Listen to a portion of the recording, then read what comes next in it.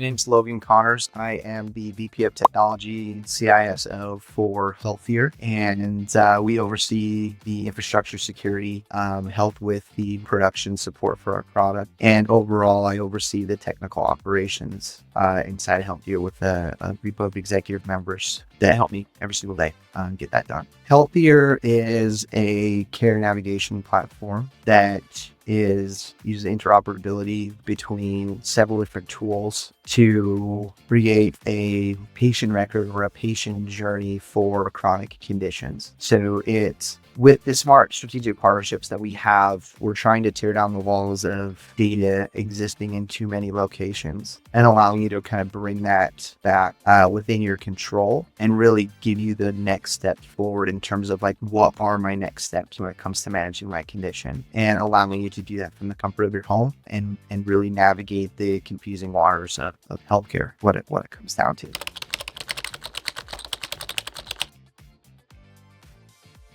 Immediately, and this might be dumb, but I had a previous boss that was kind of creating an analogy and said, people on the freeway try to weave in and out of traffic to try to get to their destination faster. What if they realized that if they were just to stay in one lane, they would get there at the same time? Then there might be some dumb data statistic that's tied to just staying in one lane and going. I don't know how traffic, but the point that they were trying to hammer home was like, if you just stay consistent and you're not changing and pivoting and looking for the next opportunity in the next window, you're going to be at the same place. And I can say that's completely false. That's not how it works. If you stay in the same lane at the same speed and you're not looking for windows of opportunity to advance you down the traffic line, then that's what is called complacency, and you don't grow from that. So I mean, I'm sure again it was built around some data statistic of you arrive at the same time, but life's not traffic. But no, you need to be looking for opportunities. You need to be looking for lane changes. You need to see where you can speed up, where your potential slowdowns are going to be, and you need to adapt. So I would say that was the one that was completely wrong. As silly as it is, that's kind of the first one that comes to mind.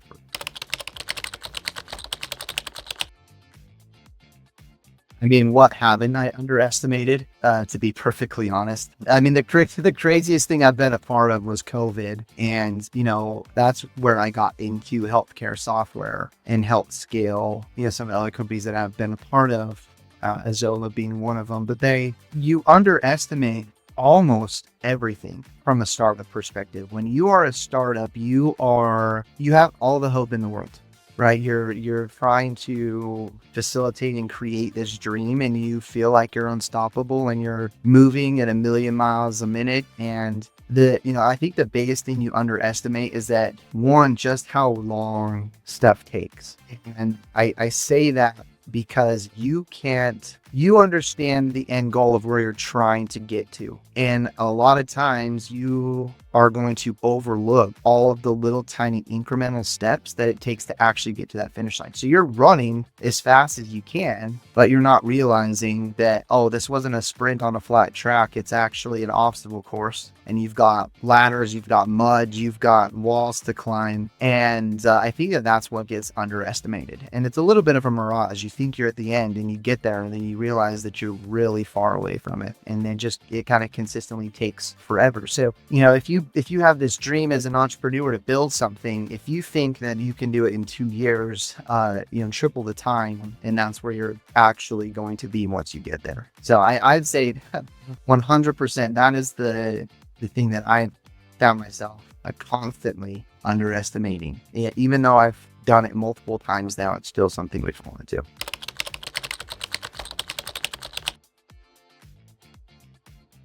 So what was going on out here to look for external help?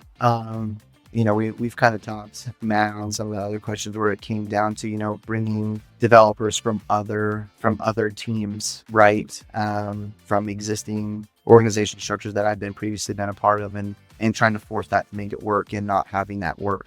We ended up bringing on an individual whose name was Alex, and Alex is the director of software engineering here at Healthyr, and he actually really led the charge in terms of outsourcing that development work, in particular with Revelo. And it was a great decision. It was a great move that he made. And we were able to find some amazing assets to our team that are now, technical leads within our organization and really kind of driving it forward. So it really came down from, the aspect of putting a round peg in a square hole to, saying, okay, you know what, we need to trim the fat, so to speak. We need to get to a point where we bring in some new faces and start building again from that kind of ground up. And, that's kind of where it led. Now, did a good job doing that.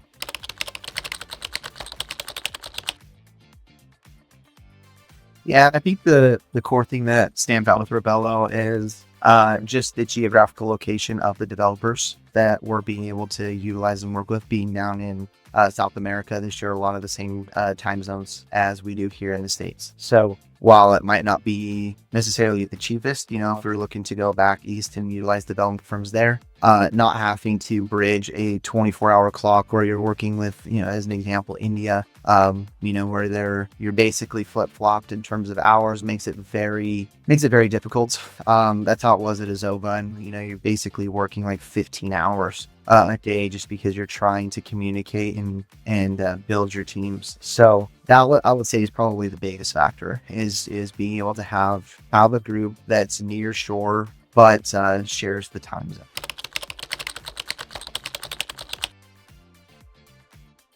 So, the first couple that come to mind. So on the infrastructure side, and I work directly, he's kind of like my right-hand guy. His name's Hugo. And Hugo has been a very valuable asset. He's been growing quite a bit, I think, in terms of like his contributions to the company. Has actually gotten to a point where he has two other individuals that he's kind of the lead over. And when we talking about trust, right? I've been able to put full faith and trust in him through things that we've done to ensure that stuff's going to get done. He does a pretty good job in terms of balancing out the things that I'm not as good at. Also, I will not lie, I'm not one that likes to sit and map out tickets all day long, but he will hold to tickets and he will make sure that those are hit, which has been pretty fantastic. The other individual that we have who's basically our senior dev lead is Rafael. And he is really the core dev in our dev team. Everyone leans on him,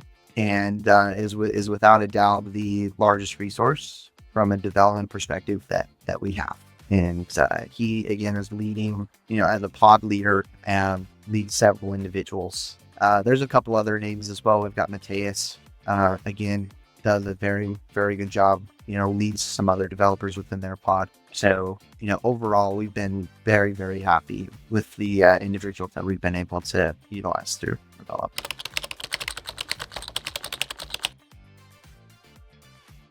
It's just allowed us to have expertise brought in, going back to some of our calls we talked about with egos and stuff like that. They haven't had egos. They just want to get in and they want to do a good job and get stuff done, which has been really nice to see. It also has helped us move faster in the sense of, there is an aspect of financial strain, finding a developer like that here in the States versus in South America, Brazil or Argentina, some of the areas where they're in, it probably slow us down a little bit just due to resource constraints. So it's kind of been, honestly, I feel like the balance of both worlds.